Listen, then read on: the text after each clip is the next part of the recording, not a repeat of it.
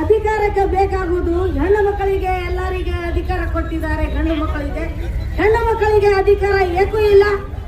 ನಾವು ಹೆಣ್ಣು ಮಕ್ಕಳು ಮನಿ ಕೆಲಸ ಮಾಡಕ್ ಹೆಣ್ಣು ಮಕ್ಕಳು, ಮಕ್ಕಳು ಜಾಕಿ ಮಾಡಕ್ ಹೆಣ್ಣು ಮಕ್ಕಳು, ಪೂಜೆ ಪತ್ತಿಗೆ ಹೆಣ್ಣು ಮಕ್ಕಳು, ಸಂಸಾರಕ್ಕೆ ಹೆಣ್ಣು ಮಕ್ಕಳು. ಅಧಿಕಾರಕ್ಕೆ ಯಾಕಿಲ್ಲ? ನಮಗೂ ವಿಧಾನಸೌಧಕ್ಕೆ ಹೋಗಕ್ಕೆ ಅಧಿಕಾರ ಬೇಕಂತೆ ಬೇಕು. ಅಧಿಕಾರ ಅಧಿಕಾರ ಅಧಿಕಾರ ಅಧಿಕಾರ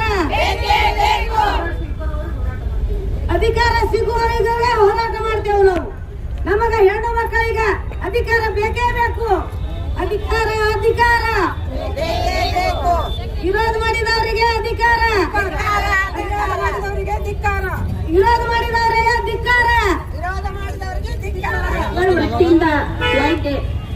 ಹದಿನೇಳನೇ ಏಪ್ರಿಲ್ ಭಾರತದ ಎಲ್ಲ ಮಹಿಳೆಯರಿಗೆ ಕರಾಳ ದಿನ.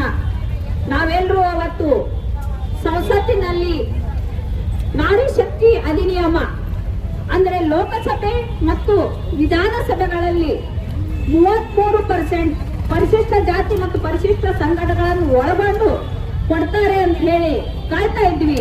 ನಮಗೆಲ್ಲರಿಗೂ ಇಡೀ ಲೋಕಸಭೆ ಸರ್ವಾನುಮತದಿಂದ ಈ ಮಸೂದೆಯನ್ನ ಅಂಗೀಕಾರ ಮಾಡ್ತದೆ. ಎಲ್ಲರಿಗೂ ಮಹಿಳೆಯರಿಗೆ ಹಕ್ಕು ಕೊಡುವುದು ಬೇಕಾಗಿದೆ ಅಂತ ತಿಳ್ಕೊಂಡಿದ್ವಿ. ಆದ್ರೆ ಹಂಗಾಗ್ಲಿಲ್ಲ. ಆ ಮಸೂದೆ ಲೋಕಸಭೆಯಲ್ಲಿ ಸೋಲು ಕಂಡು. ಅದು ಮಸೂದೆಯ ಸೋಲಲ್ಲ, ಪ್ರಜಾಪ್ರಭುತ್ವದ ಸೋಲು. ಯಾವ ದೇಶದಲ್ಲಿ ಸಮಾನತೆಗಾಗಿ ಸಂವಿಧಾನದಲ್ಲಿ ಡಾಕ್ಟರ್ ಅಂಬೇಡ್ಕರ್ ಅವರು ಮೊದಲನೇ ಚುನಾವಣೆಯಲ್ಲಿ ಮಹಿಳೆಯರಿಗಾಗಿ ಮತದಾನದ ಹಕ್ಕನ್ನು ಕೊಟ್ಟರು. ಅಲ್ಲಿ ಮಹಿಳಾ ಮೀಸಲಾತಿ ಸೋತದ್ದು ಬಹಳಷ್ಟ ಒಂದು ಕರುಣಾಜನಕ ಸ್ಥಿತಿ ಅಂತ ಹೇಳ್ತೀನಿ. ಅರ್ಧದಷ್ಟು ಸಂಖ್ಯೆ ಇರುವಂತಹ ಒಂದು ಜನಸಂಖ್ಯೆ ಒಳಗ ಅರ್ಧದಷ್ಟು ಸಂಖ್ಯೆ ಮಹಿಳೆಯರಿದ್ದಾರೆ. ಮತದಾರರಲ್ಲಿ ಕೂಡ 48% ಮಹಿಳೆಯರಿದ್ದಾರೆ. ಅನೇಕ ಚುನಾವಣೆಗಳಲ್ಲಿ ಮಹಿಳಾ ಮತದಾರರೇ ನಿರ್ಣಾಯಕರಾಗಿದ್ದಾರೆ. ಅಂತ ಹೊತ್ತಿನೊಳಗ ಈ ಒಂದು ಮಹಿಳೆಯರಿಗೆ ಸಂವಿಧಾನಿಕ ಪ್ರಾತಿನಿಧ್ಯ ಕೊಡದೇ ಇರುವುದು ಬಹಳ ಒಂದು ಕಷ್ಟದ ವಿಷಯ. ನೋಡ್ರಿ, ನೀವು ಮೊದಲಿನಿಂದ ಈ ಮಹಿಳಾ ಮೀಸಲಾತಿ ಬಗ್ಗೆ ನೋಡಿದಾಗ 96ರಲ್ಲಿ ಮೊದಲ ಬಾರಿಗೆ ದೇವೇಗೌಡರು ಮಂಡಿಸಿದ್ರು. ನಂತರ ಅಟಲ್ಜಿ ಅವರು 98ರಿಂದ 2004ರವರೆಗೆ ಅದಕ್ಕಾಗಿ ಪ್ರಯತ್ನ ಪಟ್ಟರು, ಆಗ್ಲಿಲ್ಲ. 2010ರಲ್ಲಿ ಕಾಂಗ್ರೆಸ್ ಇದನ್ನ ಮಂಡಿಸಿದ್ರು. ರಾಜ್ಯಸಭೆಯಲ್ಲಿ ಇದು ಅಂಗೀಕಾರವಾದರೂ ಮತ್ತೆ ಲೋಕಸಭೆಗೆ ಬಂದಾಗ ಕಾಂಗ್ರೆಸ್ನ ಮಿತ್ರ ಪಕ್ಷಗಳೇ ಅದನ್ನು ವಿರೋಧ ಮಾಡಿದ್ವು. ಅದನ್ನು ವಿರೋಧ ಮಾಡಕ್ ಹಚ್ಚಿದ್ದು ಕಾಂಗ್ರೆಸ್. SP BSP ಮುಂತಾದವು ಎಲ್ಲರೂ ಕೂಡ ಈ ಮೀಸಲಾತಿಯನ್ನು ವಿರೋಧ ಮಾಡಿ ಅದನ್ನ ಹರಿದಾಕಿದ್ರು. ಇಂಥ ಒಂದು ಕಾಂಗ್ರೆಸ್ ಮನಸ್ಥಿತಿ ಐತಿ. ಆದ್ರ ಕಾಂಗ್ರೆಸ್ನವರು ಕುಟುಂಬ ರಾಜಕಾರಣ, ತಮ್ಮ ಮನೆಯ ಮಹಿಳೆಯರಿಗೆ ಮಾತ್ರ ಅಧಿಕಾರ, ಅವರು ಪ್ರಧಾನಮಂತ್ರಿ ಆಗಬಹುದು, ಮತ್ತೇನೋ ಆಗಬಹುದು.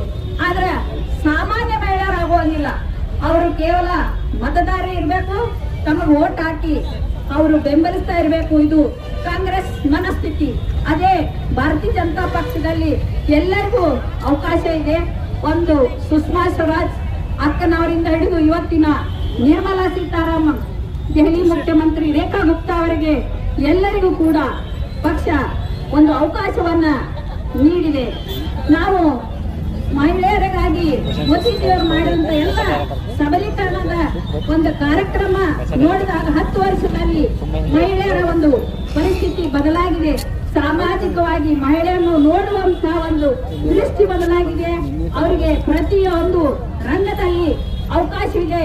ವೃತ್ತಿಯಲ್ಲಿ ವೈದ್ಯ ಆಗಿ, ಇಂಜಿನಿಯರ್ ಆಗಿ, ವಕೀಲಿಯಾಗಿ, ನ್ಯಾಯಾಧೀಶರಾಗಿ, ಉದ್ಯಮಿಯಾಗಿ, ಆಡಳಿತ ಅಧಿಕಾರಿಯಾಗಿರುವಂತ ಮಹಿಳೆ ಇವತ್ತು ಅದೇ ರೀತಿ ಲೋಕಸಭೆ ವಿಧಾನಸಭೆಗಳಲ್ಲಿ ಪ್ರಾತಿನಿಧ್ಯ ಪಡೆಯಲೇಬೇಕಾಗಿದೆ. ಇಂಥ ಒಂದು ಹೊತ್ತಿನಲ್ಲಿ ನೋಡಿ, ಯಾವುದೇ ಒಂದು ಒಳ್ಳೆ ಕೆಲಸ ಮಾಡಿದಾಗ ಮೋದಿಜಿಯವರು ಒಂದು ಒಳ್ಳೆ ದೇಶದ ಪ್ರಗತಿಪರ, ದೇಶದ ಹಿತಚಿಂತನೆಯ ಮಸೂದೆಗಳನ್ನ ತಂದಾಗ ಕಾಂಗ್ರೆಸ್ ವಿರೋಧ ಮಾಡಿದೆ.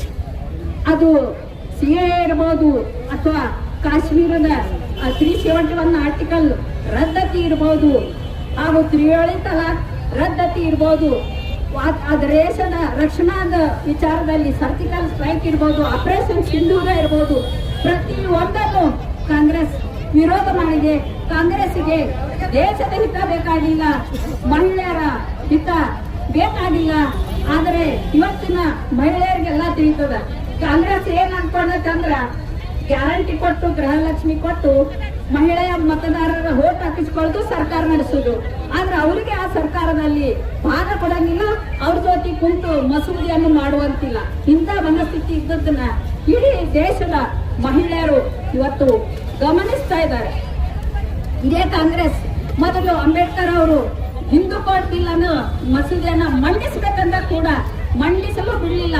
ಅದರಲ್ಲಿ ಎಲ್ಲಾ ಮಹಿಳಾ ಪರ ವಿಚಾರವಿದ್ದು, ಮಹಿಳೆಯರ ವಿವಾಹ, ವಿಚ್ಛೇದನ, ಆಸ್ತಿ ಹಕ್ಕು ಪ್ರತಿಯೊಂದು ಇತ್ತು. ಅದನ್ನು ಕೂಡ ಇವರು ಬಿಟ್ಟಿದ್ದಿಲ್ಲ ಅನ್ನೋದನ್ನ ಇಲ್ಲಿ ಇತಿಹಾಸವನ್ನು ನಾವು ನೆನಪು ಮಾಡ್ಕೋಬಹುದು. ಇಂಥ ಒಂದು ಕಾಂಗ್ರೆಸ್ ಮಹಿಳಾ ವಿರೋಧಿ, ಇದಕ್ಕೆ ನಮ್ಮ ಮಹಿಳೆಯರು ತಕ್ಕ ಪಾಠ ಕಲಿಸ್ತಾರೆ ಅಂತ ಹೇಳಿ ನನ್ನ ಮಾತಿಗೆ ಹೇಳ್ತೇನೆ. ಜೈ ಹಿಂದ್. ಮೇಡಮ್, ನನ್ನದೊಂದು ಪ್ರಶ್ನೆ, ನೀವು ಹೇಳ್ತೀರಿ ಕಾಂಗ್ರೆಸ್ ಮಹಿಳಾ ವಿರೋಧಿ ಅದಂತ.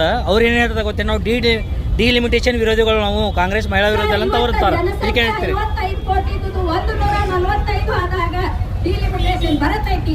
ಇವತ್ತಿಲ್ಲ ನಾಳೆ 1971 ಇವತ್ತು ಹೆಂಗ್ ನೀವು ಫಾಲೋ ಮಾಡ್ತೀರಿ? ಇವತ್ತಿಲ್ಲ 2019 ಆದ್ರೂ ಅದು ಬಂದೇ ಬರ್ತೈತಿ, ಅದು ಅವರಿಗೆ ಬರ್ತೈತಿ. ಓಕೆ, ತಮ್ಮ ಹೆಸರು madam? Doctor Vijayalakshmi Tungal. Okay, thank you. ಮಹಿಳೆಯರು ಸಮಾಜದ ಹೃದಯವಾಗಿದ್ದು, ಅಂತ ಮಹಿಳೆಯರಿಗೆ ಅನ್ಯಾಯ ಆಗೋ ಟೈಮಿಗೂ ಯಾರು ಬರಲಿಲ್ಲ. ಇವಾಗ ನಾವು ಅದ್ರ ಬಗ್ಗೆ ಮಾತಾಡ್ಲಿಲ್ಲ ಅಂದ್ರೂ ಅದು ಅನ್ಯಾಯ ಆಗುತ್ತದ. ಮೋದಿಜಿ ಅವರ ಮಹಿಳೆಯರಿಗೆ 33% ರಿಸರ್ವೇಶನ್ ಮಾಡ್ಬೇಕಂತ ಪ್ಲಾನ್ ಮಾಡಿದಾಗ ವಿರೋಧ ಪಕ್ಷದವರು ಅದನ್ನ ತಡೆಗಟ್ಟಿದ್ರು. ಪಾರ್ಲಿಮೆಂಟ್ ಒಳಗೆ ಮಾತಾಡೋ ಟೈಮ್ನಾಗ ಟೇಬಲ್ ಬಡಿದ್ ಅವ್ರು ನಕಾತಿದ್ರ. ಅಂತ ಟೈಮ್ದಾಗ ಅವ್ರ ವಾದ ವಿವಾದ ಒಳಗೆ ಗೆದ್ದಿರ್ಬಹುದು, ಆದ್ರೆ ಇತರ ಗೆದ್ಲಿಲ್ಲ. ಮನುಷ್ಯತ್ವವನ್ನು ಕಳೆದುಕೊಂಡ್ರು.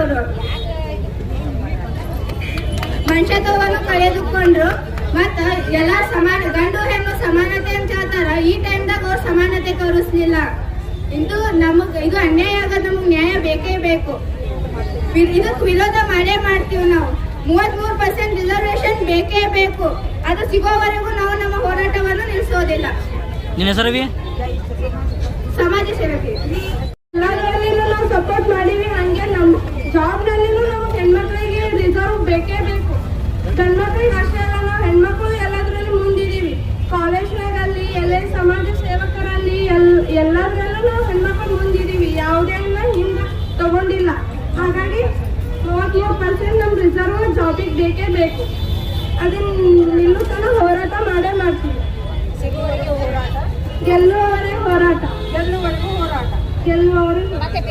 ಬೋಲೋ ಭಾರತ್ ಮಾತಾ ಕಿ ಜೈ. ಇದು ಮಹಿಳೆಯರ ಸಬಲೀಕರಣಕ್ಕಾಗಿ ಆಗೈತಿ. ಯಾಕಂದ್ರೆ ಮಹಿಳೆಯರು ಎಲ್ಲಾ ಕ್ಷೇತ್ರದಲ್ಲಿ ಕೆಲಸ ಮಾಡತ್ತ.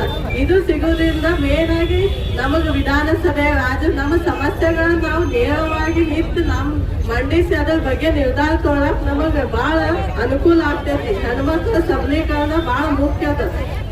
ಸಮಾಜದ ಬೆನ್ನೆಲುಬು ಹೆಣ್ಣು ಮಕ್ಳು. ಯಾಕಂದ್ರ ನಮ್ದ ದೇಶದ ಅರ್ಧದಷ್ಟು ಜನಸಂಖ್ಯೆ ಹೆಣ್ಮಕ್ಳದ. ಆದ್ರೆ ಶಾಸನ ಸಭೆಗಳಲ್ಲಿ ಅಷ್ಟು ಹೆಣ್ಮಕ್ಳಿಲ್ಲ.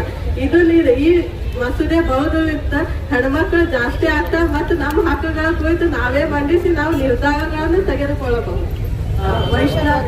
ವೈಷ್ಣವಿ ಹಲಗೇರಿ, ಸಮಾಜ ಸೇವೆ. ಭಾರತ್ ಮಾತಾ ಕಿ ವಂದೇ ವಂದೇ. ಇವತ್ತಿನ ನಮ್ಮ ಈ ಹೋರಾಟ, ಯಾಕಂದ್ರೆ ಇದು ನಮ್ದು ಮಾನನೀಯ 33% ಮೀಸಲಾತಿಗೆ ವಿರೋಧ ಪಡಿಸಿದಂತ ಕಾಂಗ್ರೆಸ್ ವಿರುದ್ಧ ಇದು ಹೋರಾಟ ಮಹಿಳೆಯರು ಮಾಡ್ತಾ ಇದ್ದೀವಿ. ನಾವು ಇದು ಯಾವುದೇ ಪಕ್ಷ ಇಲ್ಲ, ಯಾವುದೇ ಜಾತಿ ಇಲ್ಲ, ಪಕ್ಷಾತೀತವಾಗಿ ಜಾತ್ಯತೀತವಾಗಿ ಎಲ್ಲರೂ ಸೇರಿ ಈ ಹೋರಾಟವನ್ನು ಮಾಡಿದ್ದೀವಿ. ಸಿದ್ದೇಶ್ವರ ದೇವಸ್ಥಾನದಿಂದ ಗಾಂಧಿ ಸರ್ಕಾರವರೆಗೂ ಈ ಹೋರಾಟವನ್ನ ಮಾಡ್ಕೊಂತ ಇಲ್ಲಿವರೆಗೂ ಬಂದಿವಿ. ಈಗ ಇದು ಹೋರಾಟ ಇಷ್ಟಕ್ಕೆ ನಿಲ್ಲುವುದಿಲ್ಲ. ಅಭಿ ತೋ ಯೇ ಪಿಕ್ಚರ್ ಹೈ, ಟ್ರೈಲರ್ ಅಭಿ ಬಾಕಿ ಹೈ.